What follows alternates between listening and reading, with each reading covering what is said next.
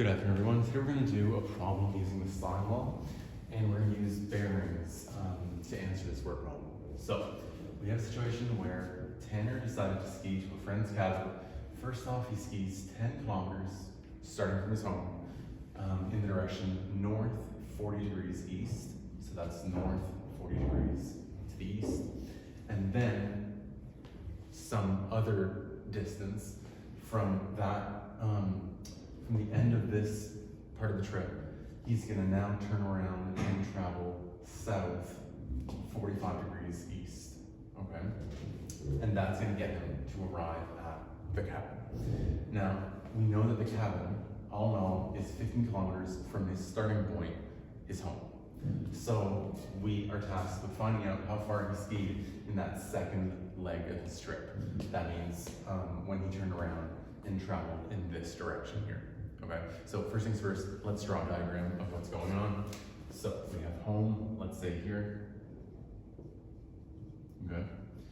Now, first he skis for 10 kilometers in the direction north, 40 degrees east. So if this is the north direction, east is that way, right? East is over here. And so we're gonna go 40 degrees for 10 kilometers. So let's say something like this, where this angle here is 40 degrees, and the length of this distance is of course 10 kilometers, okay? From that point, he turns around and starts going in the direction south. So south is downwards, right? And then 45 degrees east from there. So that means at an angle of 45 degrees from the south direction towards the east. And we have to figure out how far he travels. So we don't know how far he travels, but we do know that his end point, let's say somewhere here, is 15 kilometers from his home, which was his starting point, right? So we know the length of this sine length. We know that that's 15 kilometers. Okay, that's a horrible 5. There we go. So we have to find out how long this sine length was. Please excuse my horrible drawing. There we go. So let's call this D for distance, okay? So what do we have first? We have a 40-degree angle here. We don't know this angle.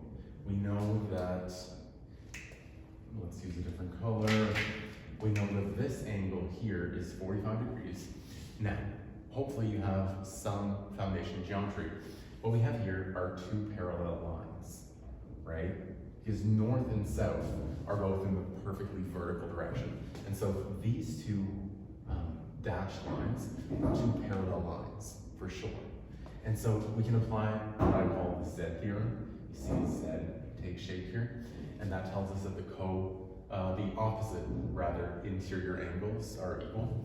And so that means that this angle here is also 40 degrees, right?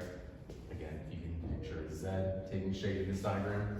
That means that the opposite interior angles of that Z are one and the same.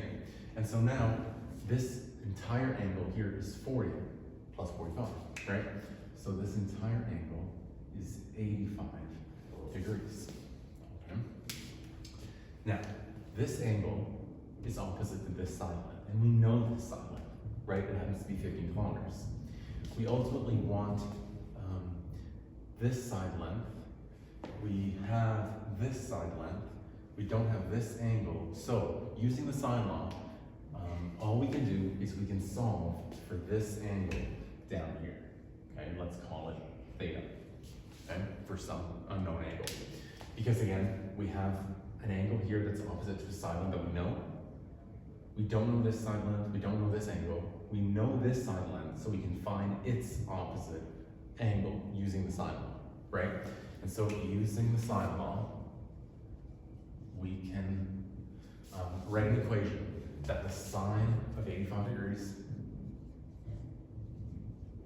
divided by its opposite sine length of 15 is equal to the sine of this angle divided by its opposite side length. And so that means sine of theta divided by its opposite side length, this side length, which we know to be 10. Okay? Now, to do a bit of algebra, you can cross multiply and divide. So that means that 15 sine theta is equal to 10 times the sine of 85 degrees, right? If you cross multiply, right, it's just two steps of algebra mashed into one. And so now we ultimately want to solve for theta, so let's get rid of the 15, divide both sides by 15. And so we have sine theta is equal to this stuff, 10 times sine 85, all divided by 15. And of course, we don't want to end up with just sine of theta, we want the actual angle itself, theta.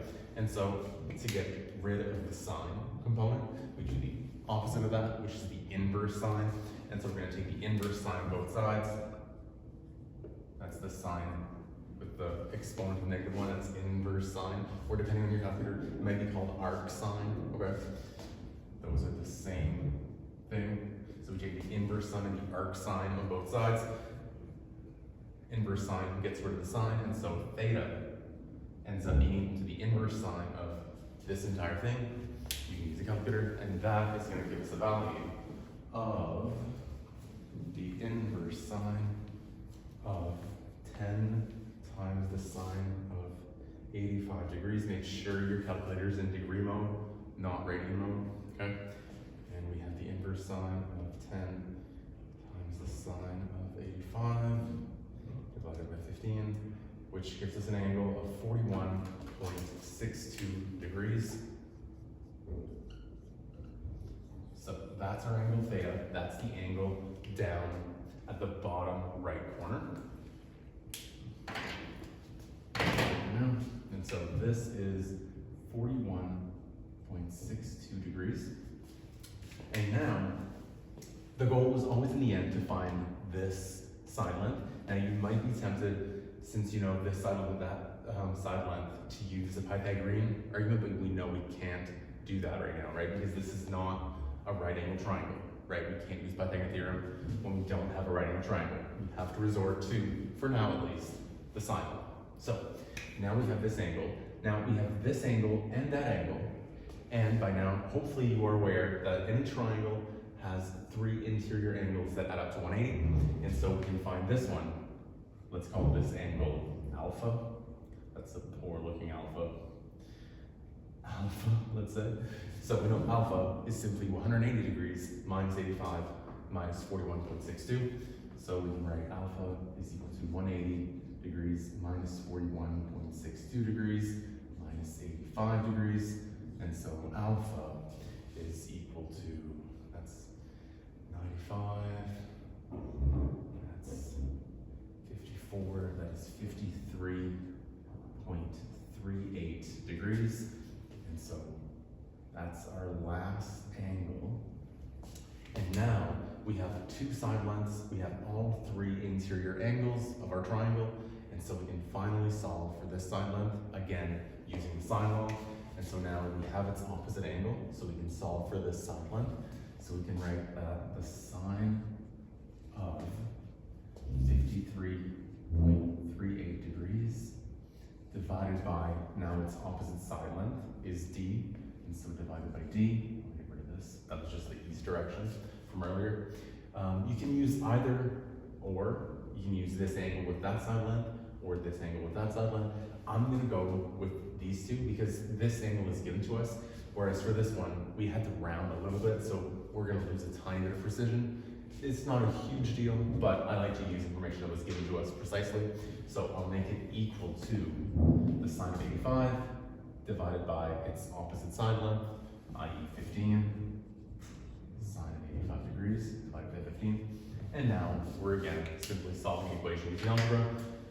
Our unknown is in the denominator, and so we can cross multiply, right? Multiply both sides by d, multiply both sides by 15, out of 2 and 1, and so we get d times sine of 85 degrees is equal to 15 times the sine of 53.38. And of course, we want to find d by itself, and so we divide both sides by sine of 85 to cancel cancel that out, right? Getting d by itself. We divide both sides by the same value. And we can now plug this into a calculator all in one step. Encourage you to try that on your own. And so we have 15 times sine of 53.38 divided by the sine of 85, giving us a value of 12.09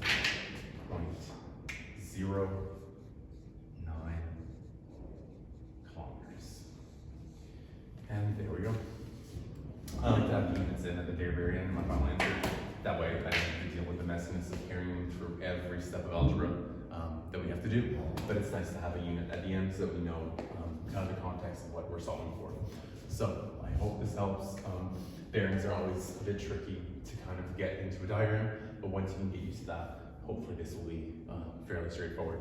So thank you for watching, and please leave a comment if you have any suggestions. Thanks.